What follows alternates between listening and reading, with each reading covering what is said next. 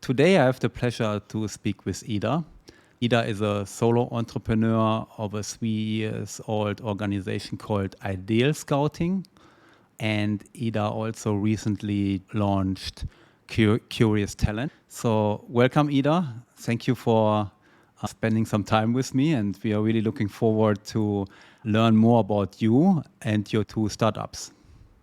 Thank you. Really great to be here.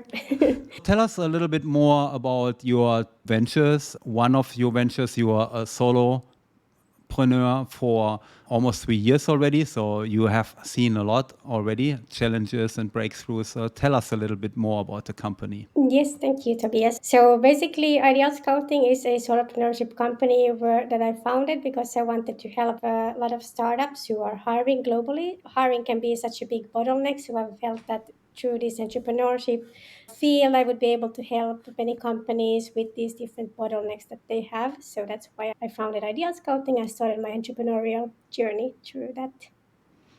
Interesting. And what made you decide running the company by yourself as a solopreneur? Yeah, at that point, I think it was also like a lifestyle choice. I wanted to have a lot of like flexibility and really choose what kind of companies I want to work with, what kind of teams I want to work with. So it was really like value driven and also like lifestyle driven decision when I started the entrepreneurial journey from there. Great. And apparently you liked it because just 2 years later, you opened Curious Talent. What is Curious Talent all about? Yeah, thank you for asking, Tobias. So basically, Curious Talent, we are an early stage AI driven startup, and we are on a mission to close the net zero talent gap. So this means that we help net zero ambitious companies in building a skill based talent engine for their growing hiring needs, and we also help talents to find impact driven jobs in these ambitious companies and basically connect the two of these. And we utilize AI a lot with our AI coach that helps talents to identify their skills and experience and how that is related to the growing roles and fields, and also help with educating about the industries, for example hydrogen or battery. These all industries are going through enormous changes, so we also want to spark curiosity around these fields so that people can see what kind of exciting opportunities are growing currently, because we need all hands on the deck when we think about the sustainability and net zero transformation. So that's why. Amazing. I really like that. So you are displaying talents also where they need to improve their skills in order to be able to apply for certain jobs?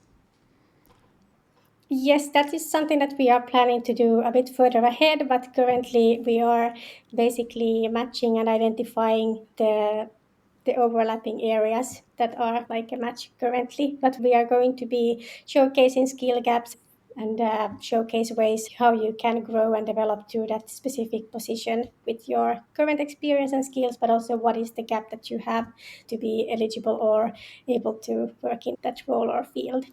Amazing. Yeah, very important these days to keep up with the development, with innovations. Great, I really like it. And when is the platform ready to be launched? Yes, so this is really exciting time. So we are ready to launch actually in August, and that is going to be the first launch. So of course, like we still have lots of work to do from there onwards to improve and become better with what we do. But basically, the first launch is going to be in August, and that's where we are going to take the first steps with an actual product and actual work around the connecting talents and companies around these missions. So exciting times. And Yeah, yeah. amazing. It's just 1 month. Time is short. You're prepared?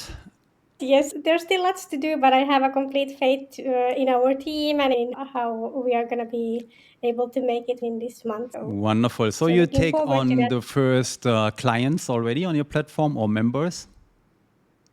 Yes, so we are currently onboarding pilot customers to the first launch, and we still have room for quite a few companies if they want to join. So basically, currently already onboarding companies to the platform. Okay. So in the coming months, there might be options for companies and for talents to apply in your platform? Yes, and it's going to be free for talent. So basically, anyone who is interested to explore impact-driven positions in these impact-driven companies, they're able to just join the platform, and we will help them from there. And of course, we have this service with it is AI-driven platform, but we also have this human element there as well, and we are helping the community with many different human elements to support them through this journey. So there's going to be different kind of group coaching elements that we of course would have those human to human basis, and also different ways how we can support the community with these different areas. When you think about changing careers or changing roles or even changing industries, there is a huge change that you go through. Even if it would be just a small kind of industry change, you would still at first question your confidence, like all these different things. And we want to be there supporting you with career identity, finding ways to figure out what would you like to do as the next step, where can you contribute with your skills that you already have. So basically, we want to be there to support that change as well. Amazing. So So even if there's AI, there's also human. yeah, that's what I just Sorry. wanted to talk about. So you are combining technology, innovation with people skills, and you provide, beside the technology, also the human part where coaches support the talents in becoming the person they need to be in order to grow into their desired job.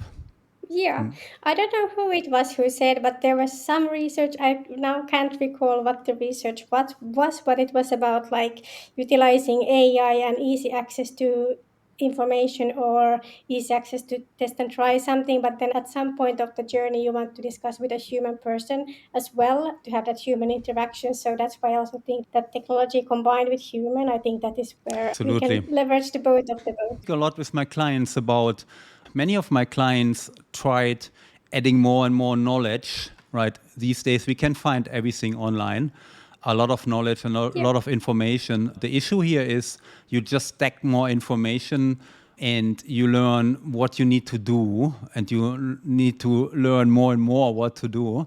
However, you are still in the same perspective, right? So you see things from the same angle, whereas coaches can help you to open your view, change perspective, and adapt different ways to approach the knowledge. Yes, there through questions we can spark curiosity, spark reflection, growth. Everything actually starts with curious questions. And that's Great. what we do. Everyone did when we were small children. We asked a lot of questions about how things work, and somehow we lose that when we grow up. So I think coaches have a really important part from asking questions to change perspectives or spark new ways to look at things to help us grow as well. Yeah, 100% agreed. So we're going to add a link, and our viewers will also have the chance to reach out to you in our group. If we have companies who are interested finding talents and talents who are interested to get matched. So thank you for that. Now I would like to speak with you about the challenges you experienced. Yeah? You launched 2 organizations already. One is a little more advanced. The other one is just ahead of the product launch. So I believe there were a couple of roadblocks. Do you want to tell us a little bit more about your challenges so far? Yeah, there's of course lots of challenges, and it's funny how when you work as an entrepreneur or have a startup company with a small team, it's funny how things go from bottom to high all the time. It's like this roller coaster of how you control your emotions during that. I would say it's quite a changing environment all the time, but challenges. I think the challenges are always with resources. You are always scarce on resources, whether it's team resources, financial resources, time resources. So I think that is one of the biggest challenges that impacts everything that you do. And when you are scarce on these resources, you have to either be really creative on things how you do, really fast in execution, or have patience because you get frustrated things go a bit slower than you expect them to go. So that is one of the challenges. And of course, the financial resource always scarce, and you don't have access to capital, or you are not yet a fundable startup from, for example, VC perspective. And there's not a lot of idea stage funding at that point. So one of the biggest challenges is actually the early stage when you have an idea and you are starting to build a product, and you really need funding for that phase to see if that product is going to be able to, if there's a product market fit, and if you really are able to solve the problem with what you have thought that you are going to solve it with your services and products. So I think that is the exploration phase that usually don't have a lot of funding, and that usually takes a lot of funding to go through, and the access to capital for that part is actually quite limited, I would say. Yes, a risky endeavor. So, how do you feel about taking the risk, being mostly alone or having part time partners in your organization? So, it's basically fully on you if you fly or fall. How do you deal with the pressure on a daily basis? Yeah, well, that's a good question. Actually, I have a co-founder, Andrew Bernhardt, who joined me in Curious Talent as a co-founder. And so basically it's us two currently working around Curious Talent and building that together with a larger team of part-time help or advisors. And basically, I think it's an everyday thing to go through every day, to just, how would I say it? You go through that discussion every day with yourself and check in with that every day, and then you just have it's just somehow in you that it's huge risk, but if I wouldn't do this, would I regret it later? And the answer is always yes. So then you just do it, and you just go through it, and you just try to find ways how to go forward and find ways how to solve different problems or find solutions, or to not give up, to be persistent, to have this in you to continuously work towards that, because if you wouldn't do that, you would regret it, and that's even a bigger regret. Basically, you have to work with yourself continuously around that topic, and I think most of the founders do this every day, that they think, am I still in it? And if I'm in it, then I'll find ways to go forward from there. Do you have a mentor or coach or someone who keeps you mentally, emotionally on a stable level? Of course, I do have close relationships. Of course, you can't always every day discuss with them about things. So, of course, I do have mentors, and I also do a lot of mindfulness, sports, like all different ways that can keep you in balance with different things. And when you also manage your family and these things. So, of course, it's not easy. It's a lifestyle that you choose. Yeah, it's great that you balance, because I work with a number of entrepreneurs, and most entrepreneurs believe that the harder they work, the faster they will get to their vision, to what they envision for their company's future, for their people and for themselves. And they forget on the way to balance life. So obviously that leads to challenges in the family life, social life. Parenting can suffer. From what I hear is you are quite aware of that, and you balance, you do sports, you do recreational things like meditation and so on. So I believe that could be like one of your secrets to be the best person you can be in order to run your business. Of course, I try. And of course, it's not, how would I say, there's many things I could do better in many areas. But I think it's just you try your best every day, and then you go forward with the next day and try your best then, and be consistent with everything. Do you So, believe you so have to have it all figured out, and you have to have the waterproof business plan and everything planned for the next 5 to 10 years? Or do you believe if you have the vision and you know what you want, you just jump into the water and then take challenge by challenge to grow in the process? Yeah, definitely the second one. So to grow in the process and take things as they come, and test and try. If something, I fail quite a lot through testing and trying. So I'm not sure if that's a good thing or a bad thing, but basically I've always been that way. So I don't think I would be able to plan ahead 5 or 10 years. Of course, I have a bigger vision of what would that look like in 5 years. Where do I want to go, and what kind of steps do I need to take to get there? But then at the end of the day, when you have that big vision in the back of your head and you always know it's there, somehow you will start to work towards that through your actions through every day, even if you don't have it all planned, but you have it still in your mind. So somehow our actions and behaviors As with coaching, it goes towards the goal that you are looking to because you are mindful of that. You can manifest around that area and then you start to build through that. So I think that is what I try to do. Yeah, if Mostly. you have the vision in mind, you know where you want to go to, at least in general. You don't have to have Yeah. everything figured out already, but you have your vision and then you move Yeah. towards your vision. I spoke with another entrepreneur last week and he said it's great to have challenges, but it's not great if you have every week, every month the same challenge. So what he was basically Yeah. saying is, yes, it's normal to have challenges in a startup organization, but if you notice it's always the same challenge, then you need to change something in your organization. Yeah, that's true. Actually, there was also someone who I respect a lot, a founder, and they said that when you start to realize that there's too much work for you in some area and it's just like piling up and it's becoming a big bottleneck, that's when you need to hire someone. When you see that it's a huge pile of work and it's becoming a bottleneck for you to get forward, that usually means that you need extra hands. Agreed. Yeah. Latest when you focus too much on administrative work and into task, gonna shift your focus from the bigger vision into every single little step. That's the moment when you need Yeah, to take a team in. Yeah, absolutely. yeah, that's true. So you spoke about challenges, mostly resource related. From your experience in both organizations, how did you manage constraints in resources? Yeah, that's a good question. I, of course, manage through consulting, manage a number of projects that I can take in at that specific time. So to say no to clients, if they want to work with you, you just have to say no, not at this point, or at that point I might be available to help.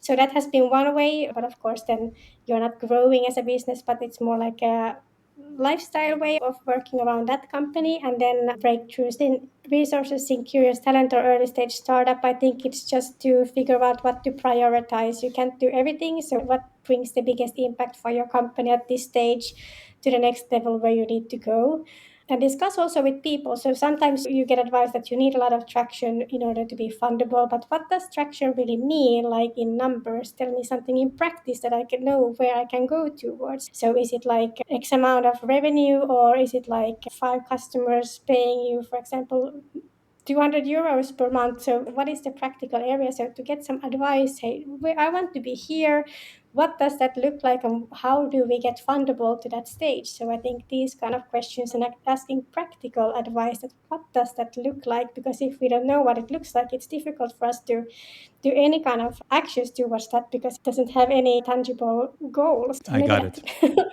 I got it. And from your experience, so if you could give one advice for a new startup founder, what would that be?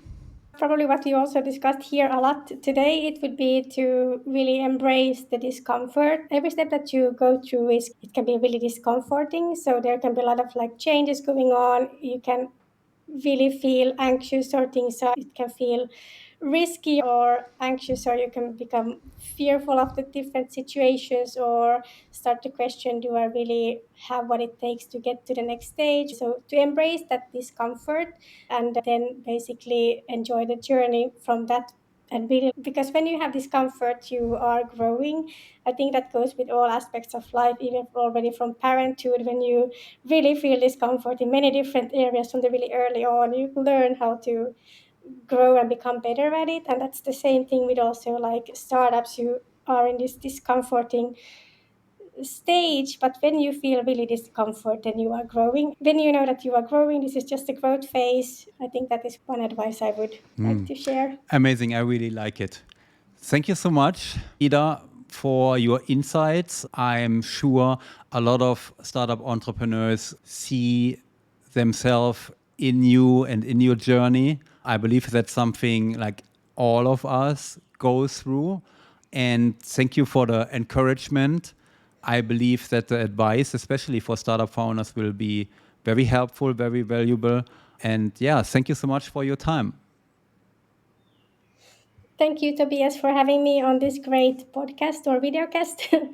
And really great to meet you today. And looking forward to the next episodes that you have coming up. So you have a really curious listener here now. Thank you so much and good luck for your product launch next month. Thank you. Much needed. Thank you. Bye. Bye.